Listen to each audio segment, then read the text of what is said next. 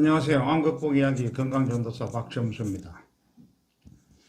지금 제 강의를 청취하시는 애청자분들은 대부분이 본인이 암 환자이시거나 아니면 다른 불치병 환자시거나 가족 중 누군가가 암에 걸려서 현대의학으로 치료를 하시다가 희망이 없어서 절박한 심정으로 제 강의를 청취하는 것으로 보입니다. 하지만 너무 걱정하지 마십시오. 저희 강의를 청취하시는 순간 애청자분들은 암 가서 싸워서 이길 수 있는 방법을 선물 받는 행운아가 될 수도 있습니다. 제가 암 극복 이야기 밴드에 올려드린 수많은 팩트에 의한 원시자분들이 직접 올려주신 글들을 올려놨거든요. 또 제가 올려드린 글들과 유튜브 강의 내용을 잘 반복해서 청취하시면은 제5대 요법이 무엇이고 어떻게 암과의 싸움에서 이길 수 있는지, 어떻게 해서 암을 치료할 수 있는지, 각종 암뿐만 아닙니다. 모든 불치병에서도 탈피할 수 있을 것이라고 저는 확신을 합니다. 대부분의 분들은 전 세계 아무 어떤 의사들이나 학자들이 암을 못 고치는데 어떻게 70대 노인네가 암을 고치느라고 이야기하겠지만 제 글을 보시면 팩트가 있지 않습니까? 나이가 70이 넘은 지금도 마라톤을 하고 있으니 이것이 팩트 아니고 뭡니까? 그러니까 믿음을 가지고 한번 해보세요. 유튜브 강의를 그냥 한두 번이라 들어보시고 이렇게 하면 되는구나 하고 간단하게 생각하는데 그렇게 하지 마시고 반복해서 들어보세요. 반복해서. 제가 이야기를 직설적으로 할 수가 없습니다. 할 수가 없기 때문에 제가 하는 이야기나 글에는 다 비밀스러운 내용이 있습니다. 그러니까 그것을 반복해서 이렇게 보시면은 읽어보시고 청취하시면은 나옵니다. 그것이 어떤 것이라는 것은. 그러니까 그렇게 하시면은 충분히 각종 암뿐만 아니라 모든 불치병에서도 탈피하실 수 있습니다. 수많은 팩트가 있는데 왜 안 믿으시려고 그럽니까? 사실 저는 학문을 연구하는 학자도 아니고 체계적인 공부를 해서 병을 고치는 의사도 아닙니다. 다만 30년에 걸쳐서 수많은 병을 경험했고 결국 암까지 걸리고 또 재발까지 하는 경험을 하면서 절달된 아킬레스건, 허리 디스크, 목 디스크, 폐기종, 협심증, 암, 또 그 암이 또 재발되고 이러한 병들을 모두 고치면서 경험한 산지식과 저의 조언으로 암과 불치병을 고친 많은 하늘분들의 경험을 여러분들과 공유하는 것입니다. 지금 제가. 하지만 여러분들이 알고 있는 기존의 건강상식과 제가 이야기하는 것은 많이 다른 이론을 이야기하죠. 제가. 하니까 요즘이야 이제 많이들 저를 이해하시지만 처음에는 전부 다 이해들을 못합니다. 제가 이야기하는 이론을. 그렇지만 아마도 제가 이야기하는 이론이 맞을 겁니다. 그렇기 때문에 여기서 암을 고치는 게 아니겠습니까? 제5대요법을 처음 접하시는 분들은 상당히 어리둥절하고 이해를 하기가 쉽지 않죠. 제가 암요양병원에 처음 갔을 때 보니까 아무도 찐빵을 문병 온 사람이 사가지고 왔는데 안에 안고 있잖아요. 안고. 아무도 찐빵은 안 먹어요. 제 혼자 다 먹었죠. 라면은 아예 먹을 생각도 안 하고 국수도 안 먹습니다. 방문은 꼭꼭 쳐다봐 놓고. 그것이 이제 기존 암 환자들이 하던 방법이에요. 온도가 1도라도 높아야지 암세포가 힘을 못 쓴다 해서 방문 꼭 닫아 놓고. 제가 이제 한 4년 있다가 나올 때는 완전히 싹 다 바뀌었어요. 전부 다 환기 다 시키고, 라면도 끓여 먹고, 국수도 먹고, 설탕도 먹고 다 하죠. 그래서 암이라는 것은 첫 번째, 일반인들은 음식을 식이요법을 할 가능성이 있어요. 좋은 음식을 먹고 나쁜 음식은 안 먹고 해도 되지만은 암 환자는 다릅니다. 암 환자는. 암 환자는 뭐 몸무게 체중 15kg, 20kg씩 빠져가지고 밥 한 숟가락도 못 먹는데 무슨 식이요법을 합니까? 그래가지고는 암하고 싸워보지도 못하고 사망합니다. 그래서 저의 이론을 그냥 이거 말도 안 되는 이론인데 이렇게 하지 마시고 곰곰이 생각해 보세요. 내가 왜 그렇게 5대요법을 만들어 놨는지. 다 연결이 되어 있어요. 연결이 5대요법이. 운동을 해야지 밥을 먹고 한 숟가락이라도 더 먹게 되고 아무 밥이라도 잘 먹으면은 그것을 또 처리해주는 비타민C, MSM이 있고 그렇게 해서 변으로 빨리 만들었어요. 효소작용하지 않습니까? 그래서 변이 나와야 직장하고 대장이 비어 있어야지 또 활성산소가 빠져나오게 되고 이런 것을 다 연결시켜 놓은 겁니다. 그것이 그냥 5대요법 그러니까 뭐 간단한 것 같지만 절대 그렇지는 않습니다.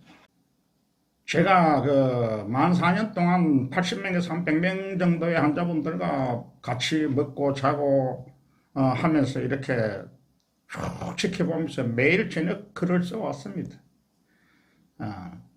저는 뭐 사실상 군대도 제가 수도 경비사 유격대 출신이에요. 유격대 출신이기 때문에 굉장히 사람 연병장에 뭐 한 1000명이 짝 있어도 눈동자 움직이는 것까지 제 눈에는 다 보입니다. 사실상. 그래서 제가 식당에 딱 들어가면 어떤 환자는 그냥 쓱 지나쳐도 이분은 식사를 어떻게 한다, 저분은 어떻게 한다, 이분은 어떤 음식을 먹는구나 이런 거 다 제 눈에는 보입니다. 그래서 방에 들어오면 제가 일기를 쓰죠. 일기를 써서 어떤 환자분이 들어왔는지 그 사람이 어떤 암 환자인지 어떤 치료를 받 저도 처음에는 암이 다 다른 줄 알았어요. 위암 환자 간암 환자 뇌종양 전부 다 다른 줄 알았는데 약간 다른 건 있어요. 있는데 그거는 이제 부분적으로 다른 거고 결과적으로 다 똑같다라는 거죠. 왜? 암세포는 영역이 없어요. 그래서 온몸을 다 다니기 때문에 영역 없이 똑같다는 거예요. 그래서 그분들이 어떻게 식사를 하고 운동은 어떻게 하고 성격은 어떤지 다 파악하죠. 같이 여행 다니고 버스 대절해서 대게 먹으러 다니고 같이 등산하고 노래방 다니고 차 마시고 식사하러 다니고 하면서 개인적으로 이야기 다 나눠왔어요. 나눠보면서 이제 친해지다 보니까 집안 이야기도 하고 성격도 알게 되고 이렇게 하면서 체크를 사실은 병원에서만 만 4년이고 또 나머지하고 합치면 6년 동안을 그렇게 체크를 해왔습니다. 그래서 마지막 사망하는 환자들을 정말로 많이 봤죠. 근데 그분들이 사망할 때 어떤 형태로 왜 무엇 때문에 사망하는지도 사실은 제가 대충 다 알고 있습니다. 알고 있는데 일일이 다 설명드리기는 그렇고 그렇게 해서 자료를 만들어서 탄생한 것이 바로 저의 5대요법입니다. 누구도 어떤 의사도 경험하지 못한 상경험을 저는 하게 된 것이죠. 저의 경험을 공유하면서 환자분들이 느낀 것은 환자분들은 아주 간단해요. 수술을 하고 항암하고 방사능하고 암이 아니면은 저희 5대요법을 하든지 하고 CT상에 암세포가 안 보이면은 다 나선 걸로 착각을 합니다. 절대 그렇지 않습니다. 너무 성급하게 생각을 하는데 그렇지 않습니다. 암은 절대 만만한 상대가 아닙니다. 걔네들은 그냥 움츠려 들기만 있지 항상 더 강한 내성으로 얘들은 더 강하게 독해져 가지고 또다시 일어납니다. 그렇기 때문에 그것을 못 막아주면은 암은 고칠 수가 없는 거예요. 근데 수술하고 항암하고 방사능하고 암세포가 안 보이면은 다 나선 줄 알고 가만히 있다가 1년 아니면 2년 늦으면은 4년 5년 돼도 다 재발해서 또다시 같은 또 치료를 하죠. 그러다가 다 사망하지 않습니까?